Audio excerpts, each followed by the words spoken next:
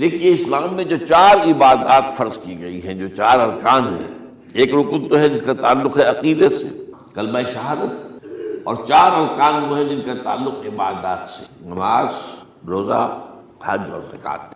ان میں ایک عجیب قسم کی تقسیم ہے، مثلاً 1 2 جمع 2 کی تقسیم بنتی ہے۔ 2 عبادات ان میں سے وہ ہیں جو ہر مسلمان پر فرض ہے، امیر ہو، غریب ہو، مرد ہو، عورت ہو، ہر ایک پر فرض ہے، نماز اور روزہ، یہ دونوں چیزیں ہر ایک پر فرض۔ لیکن 2 وہ ہیں کہ جو صرف صاحب استطاعت لوگوں پر فرض ہیں، وہ عام نہیں ہے۔ جو صاحب نصاب ہیں ان پر زکوٰۃ ہے، جو صاحب استطاعت ہیں، حج کرنے کی استطاعت رکھتے ہیں، ان پر حج ہے۔ اس میں 2 جمع 2 کی ایک تقسیم اور آتی ہے، ایک اور اعتبار سے۔ قرآن میں زیادہ ایمفیسس 2 عبادات پر ہے، نماز اور زکوٰۃ۔ اقیموا الصلاۃ وآتوا الزکاۃ، اقیموا الصلاۃ وآتوا الزکاۃ، اقیموا الصلاۃ وآتوا الزکاۃ، یقیمون الصلاۃ ویؤتون الزکاۃ۔ یہ گویا کہ بندھا ہوا ہے ایک جوڑا، جبکہ یہ صورتحال جو ہے روزے کی بھی نہیں ہے اور حج کی بھی نہیں۔ صلاۃ اور زکوٰۃ کا حکم بے شمار مرتبہ قرآن میں آیا، اور روزے کے سارے احکام ایک مقام پر سورہ بقرہ کے 23 رکوع کی 6 آیات میں سب کا سب بیان ہوئی۔ باقی تو بعض جگہوں پر اس کا صرف اس اعتبار سے تذکرہ ہے کہ اگر کوئی کفارہ ادا کرنا ہے اس کے لیے اتنے روزے رکھ لو، ورنہ یہ ہے کہ روزے کا اپنی جگہ پر مستقل بذات جو ہے وہ ذکر یا حکم موجود نہیں۔ اس اعتبار سے غور کیجئے، حج کا معاملہ بھی یہی ہے۔ وہ ایک تو یہ کہ سورہ آل عمران میں اس کی فرضیت کا ذکر آیا، وہ میں نے آیات آپ کو پڑھ کر سنائی ہیں، 2 آیات، ان پر ابھی گفتگو کریں گے۔ سورہ بقرہ کے 24ویں کچھ 25ویں رکوع میں کچھ اس کے مناسک بیان ہوئے، سورہ حج کے 4تھے رکوع میں اس کے مناسک بیان ہوئے، بس باقی پورے قرآن میں تو اس کا ذکر نہیں ہے۔ تو اس اعتبار سے فرق ہو گیا 2 جمع 2 کا۔ لیکن یہ جو جن کی اہمیت اس اعتبار سے کم ہو گئی ہے، اللہ تعالیٰ کی عجیب حکمت نظر آئی کہ ہماری جو 2 عیدیں ہیں وہ ان 2 عبادات کے ساتھ منسلک کر دی۔ روزوں کے اختتام پر عید الفطر، حج کے ساتھ عید الاضحیٰ۔ تو گویا کہ ان 2 عبادات کی اہمیت میں اگر کسی درجے میں کوئی کمی محسوس ہوتی ہے قرآن مجید کے بیان کے حوالے سے، تو اس کی تلافی اس سے ہو جاتی ہے کہ عیدین ہماری 2 ہی عیدیں ہیں، 2 ہی تہوار ہیں، اور وہ ان 2 عبادات کے ساتھ جوڑ دی۔ اب آخری بات سمجھیے، 3 جمع 1 کی بھی ایک تفریق ہے۔ 3 عبادات وہ ہیں جو موقت ہیں صرف، یعنی معلق بالزمان، ان کا تعلق وقت کے ساتھ ہے، یہ نہیں کہ کسی خاص جگہ سے متعلق ہے۔ نماز ہر جگہ فرض ہے، ہاں البتہ اس کا وقت آئے گا، اگر سورج جو ہے نصف النہار سے ڈھلکے گا تو ظہر کا وقت ہوگا، اگر کسی وجہ سے اللہ تعالیٰ کی حکمت ہو کہ سورج وہیں کا وہیں کھڑا رہ جائے تو ظہر کا وقت آئے گا ہی نہیں، ظہر فرض ہوگی ہی نہیں۔ مغرب اسی وقت فرض ہوگی جبکہ سورج غروب ہو جائے، اگر کسی وجہ سے سورج غروب نہ ہو، اور کیا پتہ یہ ساری باتیں جو ہے قیامت کا جو زلزلہ آنے والا ہے اس میں یہ ساری ہی باتیں ہونے والی ہیں۔ سورج مغرب سے طلوع ہوگا، یہ تو وضاحت کے ساتھ کہا گیا ہے، تو مغرب کا وقت نہیں آئے گا۔ اسی طریقے سے رمضان کا مہینہ آئے گا تو روزے فرض ہوں گے۔ اس حوالے سے یہ زمانے کا تعلق تو ہے لیکن کسی مکان سے کوئی تعلق نہیں۔ حج وہ ہے جس کے تقریباً تمام مناسک جو ہیں وہ ایک خاص مقام پر ادا ہوتے ہیں۔ آپ سفر کر کے جائیے، مکہ مکرمہ جائیے، اللہ کے گھر کا طواف کیجیے، پھر وہاں سے جو بھی روانگی ہوتی ہے یوم الترویہ 8 ذی الحجہ کو نکلیے اور جا کر منا میں قیام کیجیے 1 رات، پھر 9 کی صبح کو نکلیں عرفات جائیے، عرفات میں شام تک قیام رہے گا، لیکن مغرب کی نماز کے وقت کے بعد وہاں سے نکلیں گے، مغرب وہاں پڑھیں گے نہیں، وہ جا کر مزدلفہ میں پڑھی جائے گی عشاء کے ساتھ ملا کر، چاہے کتنی ہی دیر ہو جائے۔ بہرحال یہ ساری چیزیں ایک خاص مقام کے ساتھ ہیں، منسلک ہیں، ہر جگہ پر یہ ادا نہیں ہو سکتی۔ اب اس میں دیکھیے حکمت نظر آ رہی ہے، چونکہ حج جو ہے ایک خاص جگہ پر ایک خاص مقام سے وابستہ ہے، اس کے ساتھ جو عید الاضحیٰ وابستہ کی گئی ہے، یہ گویا کہ حج ہی کے ایک رکن کو پھیلا دیا گیا ہے۔ قربانی جو مناسک حج میں بڑی اہمیت کی حامل ہے، اسے عام کر دیا گیا۔ تم مدینہ مکے تو نہیں پہنچ سکے ہو لیکن یہاں پر قربانی کے اندر تو شریک ہو جاؤ۔ اور بعض مشابہتیں اور بتائی گئی ہیں کہ ذی الحجہ کا چاند طلوع ہو جائے تو اس کے بعد حجامت نہ کراؤ، ناخن نہ کاٹو، وہ جو کچھ بھی آپ کو معلوم ہے احرام کی کچھ پابندیاں ہوتی ہیں، ایک مشابہت کسی درجے میں، ٹھیک ہے ہم وہاں نہیں ہیں لیکن ان کے ساتھ ایک مشابہت پیدا ہو رہی ہے۔ تو قربانی در حقیقت جو ہے عید الاضحیٰ وہ گویا کہ ایکسٹینشن ہے حج کی، کہ تمام عالم اسلام کے اندر جو ہے تمام مسلمان جہاں بھی کہیں ہیں وہ حج کے اس ایک منسک کے اندر شریک ہو جاتے ہیں۔ تو یہ میں نے چند باتیں تمہیداً عرض کی ہیں ان عبادات اربعہ کے بارے میں، ان کی جو ریلیٹیو حیثیت ہے ہمارے دین میں۔ اب آئیے حج کا معاملہ کیا ہے، وہ پورا ایک خاص علاقے سے متعلق ہے اور ایک خاص شخصیت سے متعلق ہے، یہ بھی نوٹ کر لیں۔ چنانچہ جو آیات میں نے آپ کو سنائی حج کے بارے میں، ان اول بیت وضع للناس للذی بمکہ مبارکم وہدی للعالمین، یقیناً پہلا گھر جو بنایا گیا لوگوں کے لیے، یعنی اللہ کی عبادت کے لیے، کہ لوگ وہاں جمع ہوں اللہ کی عبادت کے لیے، وہ ہے جو بکہ میں ہے۔ بکہ اور مکہ یہ ایک ہی لفظ ہے، تورات میں بکہ کا لفظ آیا ہے، قرآن مجید میں مکہ۔ یہ تھوڑا فرق جو ہے یہ تلفظ کا ہو جایا کرتا ہے مختلف زبانوں کے اندر، جیسا کہ آپ کو معلوم ہوگا کہ آج کل جو عرب کے لوگ ہیں وہ قاف کو گاف پڑھتے ہیں، گل گم، قم کی بجائے گم، قل کی بجائے گل، اقول لک اقول لک، وہ گاف۔ تو یہ جو ہے فرق ہو جاتا ہے۔ تو بکہ، وادی بکہ، یہ ہے در حقیقت مکہ مکرمہ۔ تو پہلا گھر جو بنایا گیا ہے، اور اس کے بارے میں جو یہ عام طور پر مشہور ہے کہ اس کے معمار حضرت ابراہیم ہیں، یہ بات صحیح نہیں ہے۔ اس کے معمار اول حضرت آدم علیہ السلام خود اول بیت ہے نا، پہلا گھر۔ تو کیا یہ ممکن ہے کہ آدم سے لے کر ابراہیم تک کوئی گھر اللہ کی عبادت کے لیے بنا ہی نہ؟ تو ناممکنات ہے۔ اولا بیت میں خود دلیل موجود ہے، حضرت آدم علیہ السلام نے اس کی تعمیر کی۔ البتہ اس کے بعد بعض سیلابوں کی وجہ سے یہ عمارت گر گئی اور کچھ جو وہاں پر آبادی بنی تھی وہ بھی ختم ہوئی۔ تو ایسے آتے ہیں، آپ کو معلوم ہے یمن میں جب ان کا ایک بند ٹوٹا تھا بہت بڑا، سد معارب، تو پھر وہاں جو اتنی خوشحالی تھی اور جو وہاں پر جو باغات تھے اور جو کھیتیاں سب برباد ہو گئی، اور وہاں سے لوگ جو ہے نقل مکانی کرنے پر مجبور ہو گئے۔ یہی یمن کے قبائل تھے جو جا کر شام اور عراق میں آباد ہوئے، یہی یمن کے دو قبیلے تھے جو مدینے میں آ کر آباد ہوئے، اوس اور خزرج، یہ یمن کے قبیلے تھے۔ تو اس بند کے ٹوٹنے کے بعد اگر خدا نہ خواستہ اگر ہمارا تربیلا ڈیم ٹوٹ جائے کیا ہوگا؟ پچھلے دنوں خبریں آئی ہیں اخبارات میں کہ ہندوستان میں غور ہو رہا ہے اس پر کہ تربیلا ڈیم کو اڑا دو۔ وہ سوچ رہے پاکستان کو ختم کرنے کی سبیل کیا ہو سکتی ہے؟ تو بڑی سمپل ہے اور بڑا آسان کام، بمبارڈمنٹ کر دینا جو ہے۔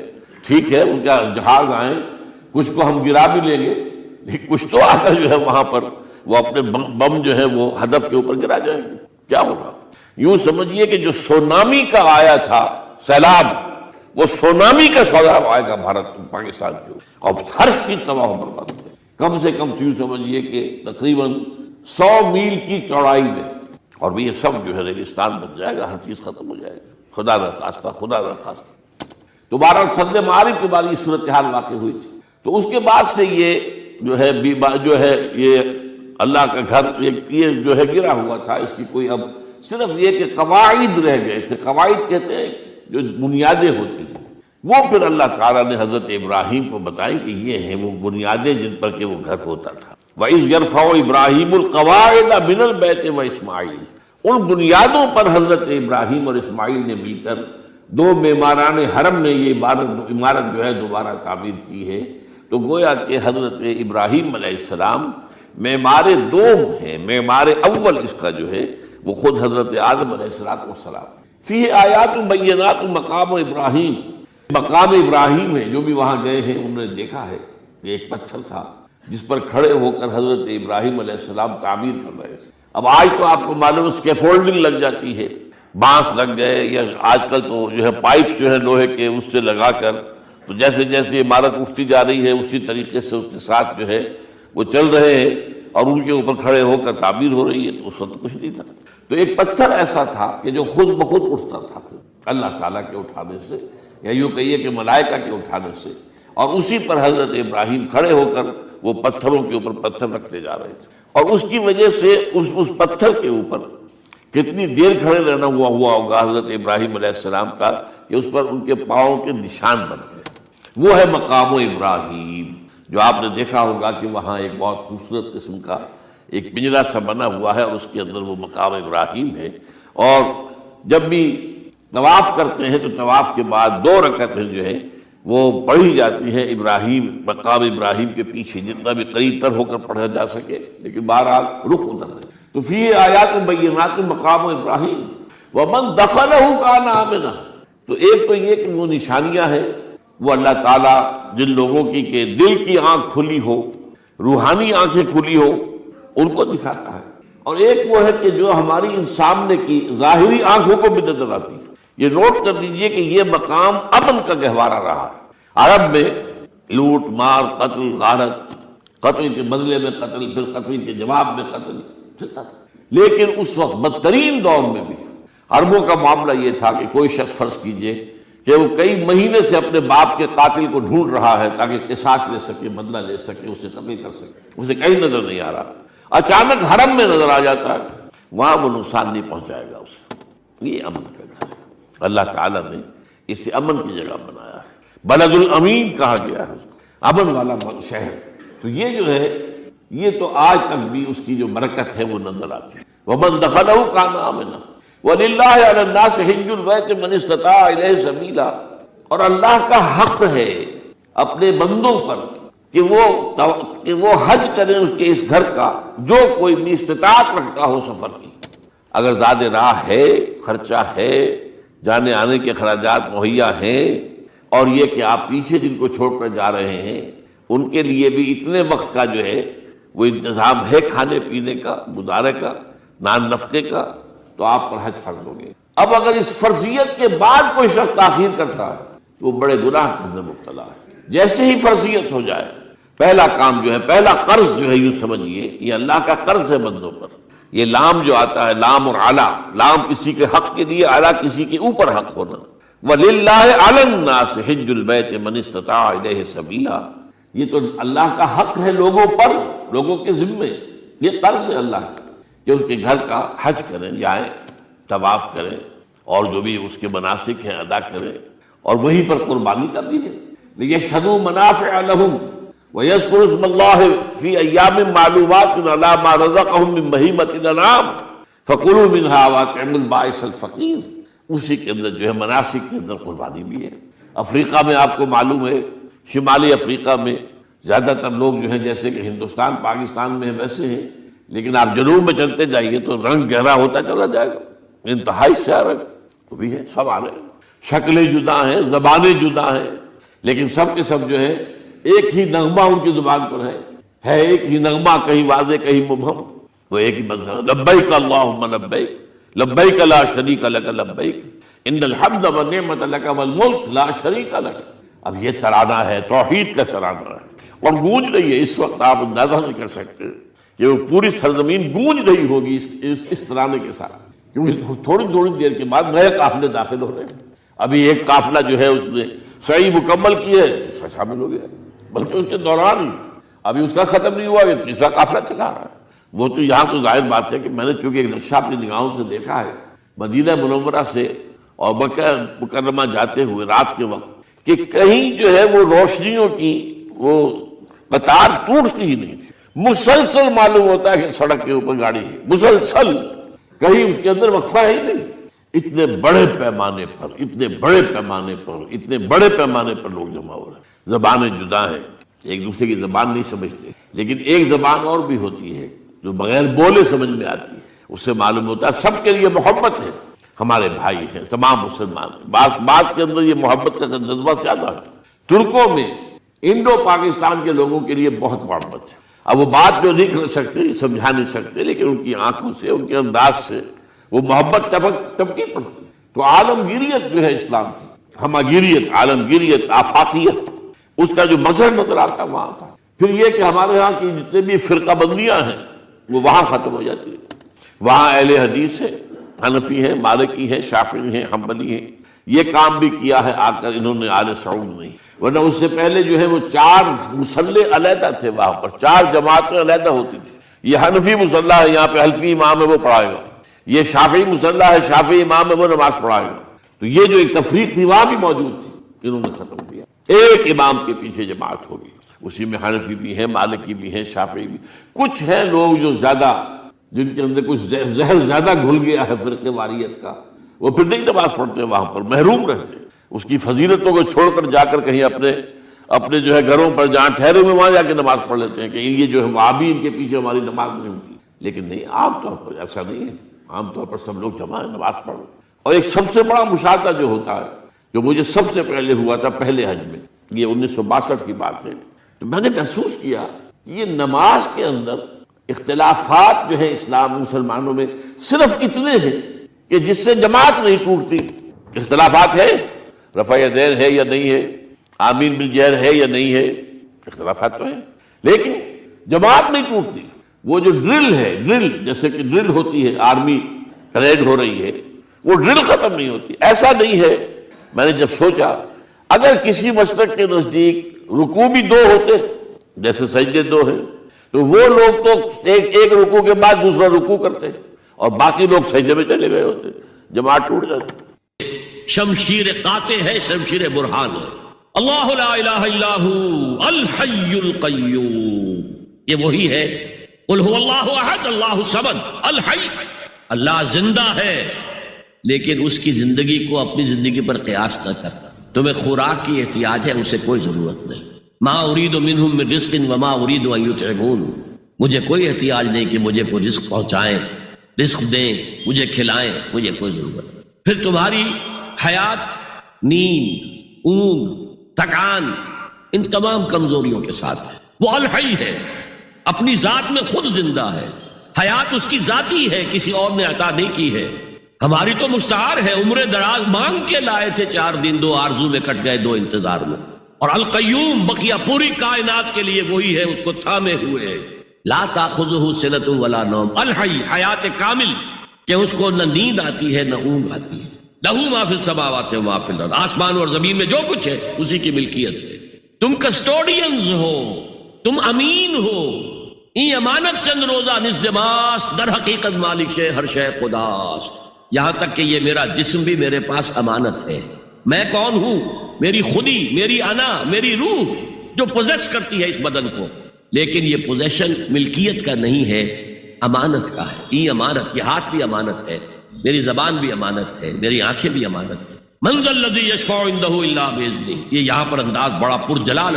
کون ہے وہ جو شفاعت کر سکے اس کے دربار میں مگر اس کے اذن سے؟ کسی کا ذاتی، کسی کا زور، کسی کا اختیار نہیں ہے کہ جس کی بنا پر وہ شفاعت کرے. ہاں اللہ کے اذن سے. اور دوسری جگہ پر آتا ہے جس کے لیے وہ چاہے گا اور جس کو اجازت دے گا. جیسے کہ آتا ہے اما یتساءلون میں، یوم یقوم الروح والملائکۃ صفا.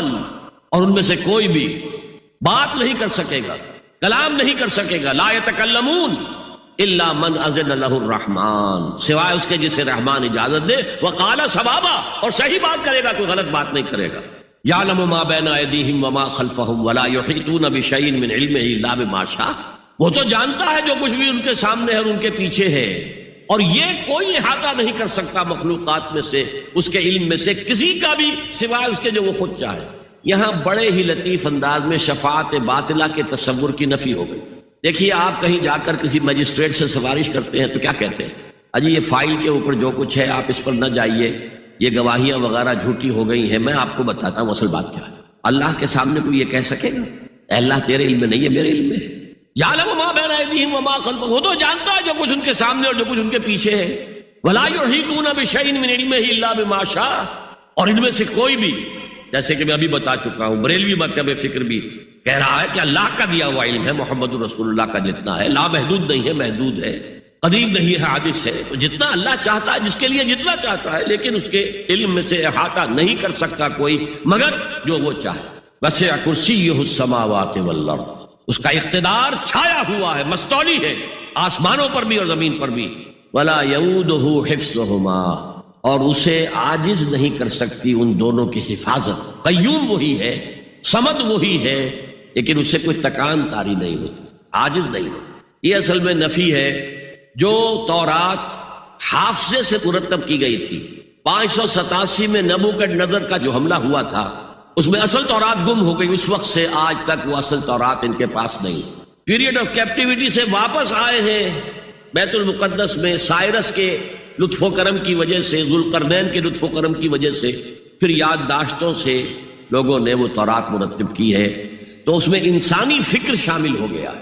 لہذا وہاں یہ لکھا ہے اللہ نے 6 دنوں میں آسمان اور زمین پیدا کیے اور 7ویں دن آرام کیا، یعنی کوئی تکان لائق ہو گئی. قرآن نے کہا، اللہ تعالیٰ نے فرمایا سورہ قاف میں، وَلَقَدْ خَلَقْنَا السَّمَاوَاتِ وَالْأَرْضَ وَمَا بَيْنَهُمَا فِي 6 أَيَّامٍ وَمَا مَسَّنَا مِن لُغُوبٍ. یقیناً ہم نے آسمان اور زمین اور جو کچھ ان دونوں کے مابین ہے انہیں 6 ہی دنوں میں پیدا کیا. وہ بات ٹھیک ہے، لیکن ہمیں کوئی تکان لائق نہیں ہوئی کہ ہمیں کسی آرام کی ضرورت ہو.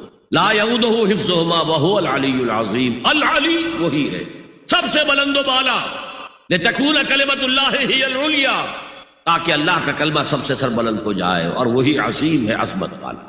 اللہ تعالیٰ مجھے اور آپ کو اس سے بچائے، اپنے سابقہ زندگی کے گناہوں پر توبہ کرنے کی اور اللہ سے استغفار طلب کرنے کی توفیق عطا فرمائے، اور اپنے دینی فرائض کی انجام دہی کے لیے کمر بستہ ہو جانے کا عزم مصمم کر لینے کی توفیق عطا فرمائے. زندگی میں دکھ اور سکھ ان کا چولی دامن کا ساتھ ہے. دکھ بھی ہے، سکھ، سردی کے ساتھ گرمی بھی ہے، نرمی کے ساتھ سختی بھی. ان مع العسر یسرا، ان مع العسر یسرا، یسر کے ساتھ عسر کے ساتھ یسر. لیکن انسان نفسیاتی طور پر متاثر جو ہوتا ہے زیادہ وہ تکلیف سے، دکھ سے. خوشی آتی ہے تو وہ ایسے گزر جاتی ہے، اس کا وقت کا بھی پتہ نہیں چلتا، بڑی تیزی کے ساتھ وقت گزر جاتا ہے. لیکن غم کا معاملہ ہو جائے تو ایک ایک لحظہ جو ہے وہ بڑا کٹھن ہو جاتا ہے، بڑی مشکل سے گزرتا ہے. تو انسان کے احساسات پر زیادہ جو اثر آتا ہے وہ دکھ کا. بعض فلسفے دنیا میں ایسے ہیں کہ جنہوں نے اس دکھ، خاص طور پر جو حساس انسان اس کو محسوس کرتا ہے، اس کے اعتبار سے یہ کہا ہے کہ دنیاوی زندگی نرا دکھ ہی دکھ ہے. آپ کو معلوم ہے کہ تعداد انسانوں کی بہت بڑی تعداد ہے جو بدھ مت کی پیروکار ہے، اور بدھ مت کا کلمہ طیبہ یہ ہے، یعنی یہ ان کا اصل الاصول ہے. جیسے ہمارے دین کا اصل الاصول ہے لا الہ الا اللہ محمد رسول اللہ، کلمہ طیبہ. ان کا جو کلمہ طیبہ ہے وہ یہ سروم دکھم، سب دکھ ہی دکھ ہے، سب مصیبت ہی مصیبت ہے. انسانی زندگی جو ہے وہ تو صرف دکھوں سے اور تکلیفوں سے عبارت ہے. اسی کو غالب نے بھی کہا ہے، آپ نے یہ شعر غالب کا میں نے بہت سے دروس میں سنا ہوگا کہ قید حیات و بند غم اصل میں دونوں ایک ہے. یہ قید حیات ہے. ابھی آپ حدیث سن رہے تھے، دنیا سجن المومن، مومن کے لیے یہ دنیا کی زندگی جو ہے جیل خانہ ہے. یہ قید ہے، قید حیات. جیسے جیل میں آدمی اپنی مرضی سے نہیں جاتا، بھیجا جاتا ہے، اپنی مرضی سے نہیں نکلتا بلکہ نکالا جاتا ہے. اسی طرح لائی حیات آئے قضا لے چلی چلے، اپنی خوشی سے آئے نہ اپنی خوشی چلے. تو دنیا کی زندگی جو ہے وہ واقعتاً ایک اعتبار سے قید خانہ ہے. قید حیات و بند غم اصل میں دونوں ایک ہیں. جب تک یہ زندگی رہے گی غم بھی لگا رہے گا، تکلیفیں لگی رہیں گی، مصائب آتے رہیں گے، انسان کو دکھوں کا سامنا رہے گا، واسطہ رہے گا. موت سے پہلے آدمی غم سے نجات پائے کیوں؟ ظاہر بات ہے جب تک زندگی ہے تو غم ہے، تو موت سے پہلے نجات نہیں مل سکتی. اگرچہ اس کے بعد کا اگلا مرحلہ جو ہے، جو حقیقت کو جاننے والے ہیں وہ تو جانتے ہیں کہ اس کے بعد تو غم کا اور بڑا کڑا مرحلہ آنے والا ہے. اب تو گھبرا کے یہ کہتے ہیں کہ مر جائیں گے، مر کے بھی چین نہ پایا تو کدھر جائیں گے. اگر اللہ ہمیں معاف فرمائے، اپنی رحمت اور مغفرت سے ہمیں ڈھانپ لے، جیسے کہ حضور نے فرمایا اللہ یتغمدنی ربی برحمتہ، حضور نے فرمایا کہ کوئی انسان بھی محض اپنے اعمال کی بنیاد پر جنت میں نہیں داخل ہو سکے گا جب تک کہ رحمت خداوندی دستگیری نہ کرے. کسی صحابی نے بڑی ہمت کی، بڑے جرأت کا معاملہ کیا، پوچھ لیا کیا حضور آپ بھی؟ ظاہر بات ہے آپ بھی انسان ہیں، آپ بھی بشر ہیں، قرآن مجید میں کہلوایا گیا ہے اور انما انا بشر مثلکم. تو اگر آپ کہتے ہیں کوئی انسان جنت میں داخل نہیں ہو سکے گا محض اپنے اعمال کی بنیاد پر جب تک کہ رحمت خداوندی دستگیری نہ کرے، تو کیا آپ بھی اس قاعدہ کلیہ میں شامل ہیں؟ آپ نے فرمایا ہاں میں بھی. الا یتغمدنی ربی برحمتہ، جب تک کہ میرا رب مجھے اپنی رحمت سے ڈھانپ نہیں لے گا میں بھی جنت میں داخل نہیں. تو اس اعتبار سے اللہ تعالیٰ وہاں ہمیں بچا لے. لیکن جو وہاں نہیں بچایا گیا، اب ظاہر بات ہے کہ اس کے لیے جو مصیبت ہے وہ تو پھر دائمی ہے، ابدی ہے، دکھ ہی دکھ. میں اس کی طرف زیادہ جانا نہیں چاہتا اس وقت. اصل میں میرا موضوع جو ہے وہ اس دنیا میں دکھوں کا علاج. اب اس اعتبار سے غور کیجئے، دکھ دو قسم کے قرآن مجید پر جتنا میں نے غور کیا. دکھ ایک تو وہ ہے کہ جو ناگہانی طور پر آ جاتے ہیں، اس میں ہماری کسی غلطی کو دخل نہیں ہوتا. وہ کوئی آفت سماوی ہے، کوئی زلزلہ آ گیا ہے. ابھی آپ کو معلوم ہے بھوج جو قصبہ تھا گجرات اسٹیٹ کا، انڈیا کا پورا ختم ہو گیا. اس میں بہت سے مسلمان بھی. جب کوئی آفت سماوی آتی ہے تو وہ ظاہر بات ہے کہ پھر سب کے سب لوگ اس کی لپیٹ میں آ جاتے ہیں. زلزلہ آ گیا، کوئی اور طوفان آ جائے، جیسا کہ کئی مرتبہ آپ نے اخبارات میں پڑھا ہوگا اس سال امریکہ میں بہت طوفان آئے ہیں. مشرقی ساحل پر بار بار طوفان آئے، وہاں بھی لوگ مرتے ہیں، وہاں بھی چھتیں اڑ جاتی ہیں، وہاں بھی تباہی جو ہے آتی ہے.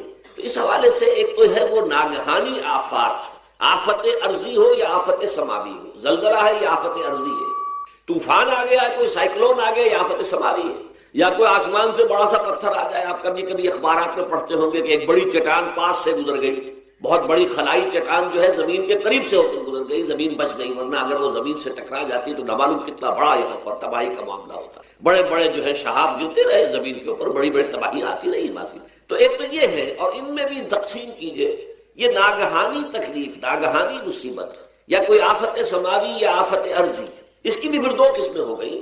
ایک وہ کہ جو افراد کو متاثر کر، انفرادی سطح، آدمی سڑک پر جا رہا تھا، پیچھے سے آ کر کسی گاڑی نے ٹکر ماری، گر گیا، ٹانگ ٹوٹ گئی. اب ظاہر بات ہے کہ اس میں اس کا کوئی قصور نہیں ہے، یہ اللہ تعالیٰ کی طرف سے بات آ گئی ہے. یا یہ کہ کوئی اگر اجتماعی سطح پر آیا، جیسا کہ زلزلہ ہے، یا جیسا کہ کوئی سائیکلون ہے، کوئی بڑا طوفان ہے، بہت بڑے فلڈز آ گئے ہیں. اس وقت بھی موزمبیق میں بہت بڑا فلڈ آیا ہوا ہے، ساؤتھ افریقہ میں، اور افریقہ میں پچھلے سال بھی بہت بڑا فلڈ آیا تھا، بڑی تباہی آ رہا ہے. تو یہ آفت سماوی، یہ ظاہر بات ہے کہ اجتماعی سطح پر آتی ہے، بڑی بڑی مقدار میں، تعداد میں لوگ متاثر ہوتے ہیں، لاکھوں لوگ بے گھر ہو جاتے ہیں، ہزاروں آدمی مارے جاتے ہیں. پہلی شکل جو ہے دکھ کی، جیسا کہ میں نے عرض کیا، وہ ناگہانی دکھ، کوئی آفت ارضی، کوئی آفت سماوی، خواہ وہ انفرادی ہو خواہ اجتماعی. اس کے ضمن میں کیا علاج ہے؟ ظاہر بات ہے کہ اس کا علاج یہ تو نہیں ہو سکتا کہ آپ اس کو ختم کر سکیں. انگریزی کا ایک محاورہ ہے، what cannot be cured must be endured. جو چیز جو ہے جس کا علاج نہیں ہو سکتا وہ تو برداشت کرنی پڑے گی. بعض بیماریاں بھی ایسی ہیں، ڈائبٹیز ہو گئی ہے، شوگر کا مرض ہو گیا، ڈاکٹر آپ کو بتائے گا کہ بھائی اب یہ مرض جائے گا نہیں، اب آپ کو اس مرض کے ساتھ ہی اپنے آپ کو ایڈجسٹ کر کے اپنی غذا وغیرہ اس کے مطابق طے کر لیجیے، ورنہ یہ کہ یہ نہ سمجھیے کہ یہ مرض چلا جائے گا. تو what cannot be cured must be endured. لہذا ان آفت سماوی و عرضی، چاہے وہ انفرادی سطح پر متاثر کرتی ہوں انسانوں کو، اور چاہے اجتماعی سطح پر، اس کا تو علاج ایک ہی ہے. عربی میں بھی ایک محاورہ یہ ہے کہ کسی نے پوچھا تھا کہ بچھو کے کاٹے کا کیا علاج ہے؟ البکاء الی الصباح، رات کو اگر کاٹا ہے کسی بچھو نے تو روتے رہو صبح تک، یہ علاج ہے، اس کا اور کوئی علاج ہے ہی نہیں. تو جو چیز لا علاج ہے اسے برداشت کر. گویا کہ یہاں جو اصل شے ہوگی کہ دنیاوی آفات، عرضی و سماوی آفات، ناگہانی آفات، ناگہانی مصیبتیں، ان کے ضمن میں ہمیں ایسی شے کی ضرورت ہے جو ہمارے اندر برداشت پیدا کرے، اس کو جھیلنا آسان بنا دے، ہم اس کی وجہ سے بجھ کر نہ رہ جائیں، ہماری ہمتیں جواب نہ دے جائیں، ہمارا ارادہ ختم نہ ہو جائے، ہمارا حوصلہ پست نہ ہو جائے، بلکہ برداشت ہو، جھیلنا ہو، تحمل. ابھی بھٹر صاحب کہہ رہے تھے اللہ تعالیٰ ذرا سا متحمل ہے. میں نے کہا یہ بہت غلط بات کہہ رہا، اللہ بہت متحمل. وہ ذرا سا تو یوں سمجھیے کہ ان کے کہنے کے انداز میں یہ بات آ گئی، ذرا سا رحیم بھی ہے. نہیں، وہ بہت رحیم ہے، بہت متحمل ہے، بہت حلیم. لیکن یہ کہ ہمیں یہ جو آفات سماویہ اور عرضیاں ہیں جو ہمارے اوپر آ جاتی ہیں اللہ کی طرف سے، ان کے ضمن میں ذہنی ایک ایٹیچیوڈ پیدا ہو جائے، سوچ کا ایک خاص رخ بن جائے، انسان کے احساسات ایک خاص طرز پر ڈھل جائیں، تو پھر ان کو برداشت کرنا آسان ہو جائے. اور وہ کیا ہے؟ وہ ہمارے ایمان کا لازمی تھا. ایمان ہمیں یہ بتاتا ہے کہ کوئی مصیبت اس زمین میں آتی ہے نہ تمہاری جانوں پر آتی ہے بغیر اذن رب. جو کچھ آ رہا ہے اللہ تعالیٰ کے فیصلے سے آیا ہے. یہ کوئی اندھا بہرا مادہ نہیں ہے، یہ کوئی اندھا بھینسا نہیں ہے کہ اس نے آ کے آپ کو ٹکر مار دی ہے. نہیں، یہ تو سمیع و بصیر، علیم و خبیر اللہ، اور حکیم اور قدیر اللہ کا فیصلہ ہے. لہذا یہ من جانب اللہ ہے، اس کو تم سمجھو کہ اللہ تعالیٰ کی